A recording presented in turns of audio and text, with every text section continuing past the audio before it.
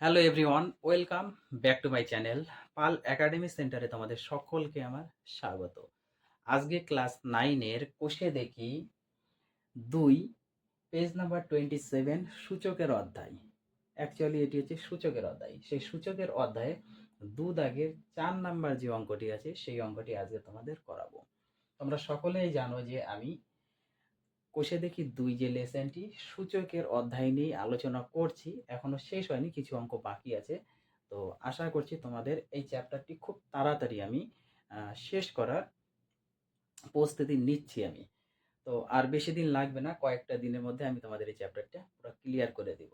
তাহলে চলো বেশি কথা না বাড়িয়ে আমরা প্রথমে 2 এর যে 4 নাম্বার অঙ্কটি আছে এই অঙ্কটি আমি একটু তোমাদের সলভ করাবো এবং কিভাবে করতে হবে তোমরা একটু মনোযোগ দিয়ে বোর্ডে সম্পূর্ণ ক্লাসটি দেখো। অঙ্কটি অনেক সোজা। সবার আগে আমাদের এখানে কাজ করতে হবে। দেখো অঙ্কটি একটু বলে নিই কি আছে।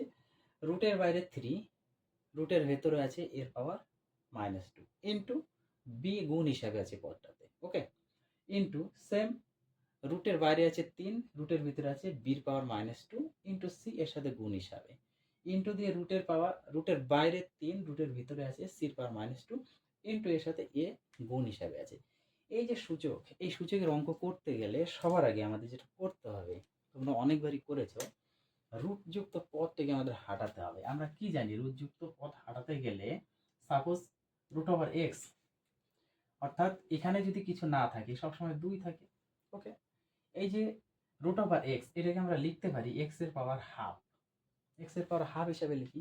তাহলে এখানে এখানে 2 আছে, 2 কিছু নেই মানে আমরা 2 ধরে নেই রুটের ক্ষেত্রে। তাহলে এখানে কিছু নেই মানে 2 ধরে নিয়েছি, এখানে যদি সংখ্যা দেওয়া থাকে তাহলে কোনো অসুবিধা নেই, এখানে কিন্তু অটোমেটিক সংখ্যা দেওয়া আছে 3, তার মানে এক্স এর পাওয়ার 1/3 আমরা লিখতে পারি। তাহলে এইবার দেখো অঙ্কটি কিভাবে সলভ হবে।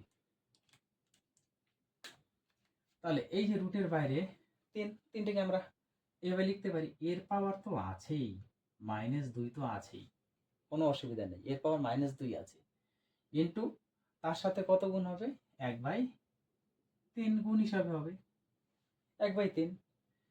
-2 তো আছেই, এখানে যদি আমাদের -5 থাকতো তাহলে আমরা কিভাবে লিখতাম, এক্স এর পাওয়ার তো -5 থাকবে, তার সাথে খালি এর পাওয়ার হাফ হবে। এটাই তো করেছি না, -2 আছে, তার সাথে কি পাওয়ারের গুণ হিসাবে 1/3 হবে, ইন্টু তার সাথে একটা বি আছে, ওকে। প্রথম পদ ক্লিয়ার। এবার দ্বিতীয় পদে আসি, সেম ভাবে বির পাওয়ার -2 তো থাকবেই, ইন্টু তার সাথে 1/3 গুণ হিসাবে হবে, পরিষ্কার, ইন্টু একটা সি তো গুণ হিসাবে আছেই, ইন্টু সি এর পাওয়ার -2 তো থাকবেই, ইন্টু তার পাওয়ার খালি 1/3 হিসাবে গুণ হিসাবে হবে। এটাই, কারণ একটা পদ পারলে কিন্তু পরের দুটার কোনো কঠিন নাই, ইন্টু এখানে এ গুণ হিসাবে আছে। পরিষ্কার বুঝাতে পেরেছি। এইবার দেখো এর পাওয়ার -2 এর সাথে 1/3 যদি গুণ করি তাহলে -2/3 ইন্টু ইন্টু দেখো এই যে একটা ই আছে না, এই এটা আমি এর সাথে লাগিয়ে দিই, গুণ হিসাবে রাখি, তাহলে আমরা একটু মিলিয়ে নিই, এর সাথে এ রাখবো, বির সাথে বি, সির সাথে সি, পরিষ্কার, ইন্টু এই যে বি বা এই বিটা এখানে রাখো, বি ইন্টু এই বি এর পাওয়ারটা -2 এর সাথে 1/3 গুণ করে দিই, তাহলে -2/3 হবে, হলো, ইন্টু সি আছে থাক, সি ইন্টু এই সি, এবার এই সিটা, তাহলে সির পাওয়ার -2 এর সাথে 1/3 করলে -2/3। আর এই এটা তো আমি প্রথমেই লিখে দিয়েছি এখানে, এই এটা কিন্তু আমি এখানে লিখে দিয়েছি, বুঝতে পেরেছো? তার মানে আমি এর গুলো এক সাইডে রেখেছি, বি গুলো এক সাইডে এবং সি গুলো এক সাইডে রাখার চেষ্টা করেছি। এইবার দেখো এখানে কিছু নাই মানে, যার পাওয়ার কিছু নেই মানে তোমরা সকলেই জানো প্রত্যেকটা পাওয়ার কিন্তু এক হয়, এর পাওয়ার কিছু নাই 1, বির পাওয়ার কিছু নাই 1, সির পাওয়ার কিছু নেই মানে 1, এটা আমরা জানি, আমি একটু লিখে নিলাম। এখন বেস সমান, দেখো এই যে বেস, এই যে বেস, এই বেস এ এ সমান, এই বেস বি বি সমান, এই বেস সি সি সমান, তাহলে যদি সমান থাকে তাহলে গুণের ক্ষেত্রে কি পাওয়ারে পাওয়ারে যোগ হয়। তাহলে এবার এই কাজটি আমরা করব যে পাওয়ারে পাওয়ারে যোগ করে দিব, তার মানে এর পাওয়ার প্রথমে যা আছে থাকবে, তার সাথে +1 ইন্টু বির পাওয়ার এখানে 1 প্লাস হয়, প্লাসের সাথে যদি আমি -1/2 গুণ করি তাহলে 2/3 গুণ করলে তাহলে 2/3 আসবে, ইন্টু সির পাওয়ার 1 তো আছেই। এবার প্লাস হয়, প্লাসের সাথে আমাদের -2/3 গুণ করলে -2/3। পরিষ্কার বুঝাতে পেরেছি? এইবার দেখো 1 -2/3 বা -2/3 + 1 ব্যাপারটা একই। যে কোনো একটি আমরা লসাগু একটু আলাদা করে নেব এক সাইডে, করে তারপর পাওয়ারগুলো বসিয়ে দেবো। দেখো আমরা যদি লসাগু করি, একটু যদি আমরা লসাগু করি 1 -2/3, এটা যদি আমরা লসাগু করি তাহলে 3 হবে। 3 অক্ষে 3 -2, তাহলে এটা পাওয়ার আমাদের কত দাঁড়াচ্ছে?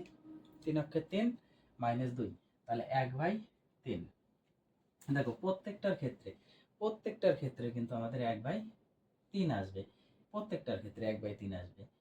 আমি এটা একটু ঘুরিয়ে লিখেছি, তোমরা একটু ঘুরিয়ে লিখে নেবে, কোনো রকম অসুবিধা হবে না। মানে 1 প্লাস -2/3 বা -2/3 + 1 কথাটির অর্থ সম্পূর্ণ একই, কোনো ডিফারেন্স নেই। পরিষ্কার? তাহলে এই কটার মানে হচ্ছে আমাদের প্রত্যেকটার পাওয়ার, এর পাওয়ার বের হচ্ছে আমাদের 1/3 ইন্টু বির পাওয়ার বের হচ্ছে আমাদের 1/3 ইন্টু সির পাওয়ার বের হচ্ছে আমাদের 1/3। পরিষ্কার? সরি, আমার একটু অন্য কালার হয়ে গেল এখানে, তো তোমরা একটু অ্যাডজাস্ট করে নিবে। হ্যাঁ, দেখো এখন আমরা কি করতে পারি, এ বি সি 3টে পদ আছে এবং প্রত্যেকটা পদের পাওয়ার কিন্তু সেম 1/3 1/3 করে আছে। তাহলে এই জিনিসটাকে আমরা এভাবে লিখতে পারি এ ইন্টু বি ইন্টু সি, তার পাওয়ার বন্ধ করে আমরা 1/3 করতে পারি, ব্র্যাকেট টোটালি বন্ধ করে 1/3 করতে পারি। একদম সম্মত? দেখো এবার একটু খেয়াল করো, আমরা যদি √x কে লিখতে পারি x এর পাওয়ার হাফ, x এর পাওয়ার যদি আমরা হাফ লিখতে পারি, তাহলে x এর পাওয়ার হাফ মানে তো আমরা লিখতে পারি √x, পারি কি না?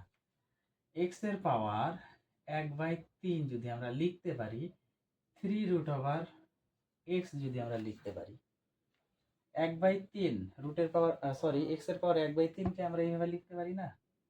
এইভাবে লিখতে পারি তো, বা 3√x এই পদটিকে আমরা এইভাবে লিখি, x এর পাওয়ার 1/3 এইভাবে লিখি। তার মানে এই পদ যদি থাকে আমরা এই পদ লিখতে পারি, কিংবা এই পদ থাকলে আমরা এই পদ লিখতে পারি। পরিষ্কার? তাহলে এখানে কিন্তু এই পদে আছে, তাহলে এটা আমরা লিখতে পারি 3 বাইরে রুটের মধ্যে a b c। এই হচ্ছে তোমাদের 4 নাম্বার অঙ্কের অ্যান্সার। আশা করি তোমরা বিষয়টি বুঝতে পেরেছো, আর এই অঙ্কটা নিয়ে কারো কোথাও সমস্যা নেই। তাহলে তোমরা এই অঙ্কটি একটু বারবার চেষ্টা করো, পরবর্তী পার্ট নিয়ে আবার তোমাদের সাথে আমি সম্পূর্ণ